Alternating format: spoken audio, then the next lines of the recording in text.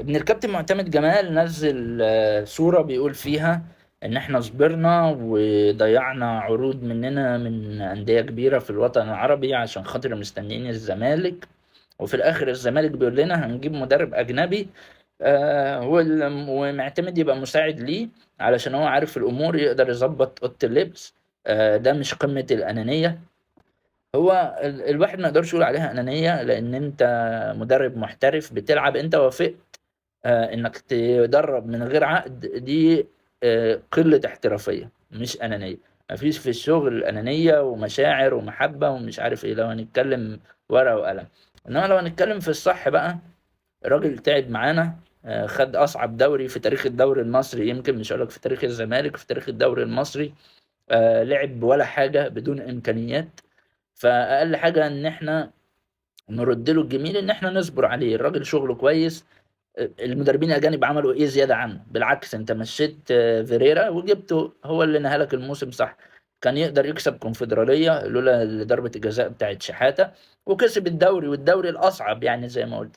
فما أعتقدش إن في حاجة زيادة المدرب الأجنبي يقدر يعملها، أصل إحنا عندنا بطولات، عندنا بطولة أفريقيا، إحنا بقى لنا 25 سنة بمدربين أجانب، يا إما بنروح في أفريقيا بنطلع، يا إما ما بنروحش أصلًا. فإيه عقدة الخواجة إن إحنا عشان رايحين أفريقيا لازم مدرب أجنبي؟ وبعدين كارتيرون، هو من ساعة ما مُهيب قال إن كارتيرون هو المدرب القادم لنادي الزمالك، أنا عارف إن مُهيب ما قالش الكلام ده من فراغ، لأن أحمد سليمان قاعد معاه في البرنامج بتاعه، فمش هيقدر يقول كده قدّامه إلا لو هو فعلًا عنده معلومة. كارتيرون أنا باحبه ومدرب كويس وكل حاجة، بس سَبَك وهرب قبل بنهائي القرن اللي كان هيبقى أهم بطولة في تاريخ نادي الزمالك، وبعد كده لمّا رجع عمل إيه؟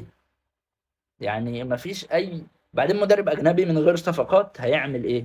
يعني أنا أجيب مدرب أجنبي لسه ما يعرفش اللعيبة، على ما يعرفهم يبقى نُص الموسم راح، ونخسر كل البطولات ويطلع يقول أصل أنا ما عنديش صفقات، أصل أنا اللي ما اخترتش الفريق، أصل أنا اللي ما عملتش مش عارف إيه، والشباب اللي مُعتمد طلّعها ينزّلها تاني ويجيب شباب غيرهم زي ما أحمد عبد الرؤوف عمل طب ليه أدخّل نفسي في الدوامة دي؟ ليه نعمل نفس الأخطاء دي ونعمل نفس الغلطات دي تاني؟ الراجل كسب بطولة، عارف اللعيبة، طلّع ناشئين، أنت كده بإيقاف القيد التأديبي ده بدون صفقات صعب جدًا إنك تاخد بطولة أفريقيا.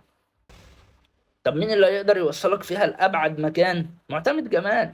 لأن هو قدر يخلق دوافع للعيبة الموسم اللي فات فهيكمّل شغله. إحنا الموسم اللي فات كنا نكسب الكونفدرالية ربنا ما كرمناش، نشِد بقى نكسب أفريقيا، نقدر ناخد الدوري نسخة تانية.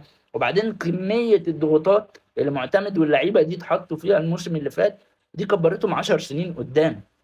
مواقف اللي عدّوا بيها والإصابات ولعبوا وهُم تعبانين وضغط الماتشات، دي كبّرتهم 10 سنين قدّام.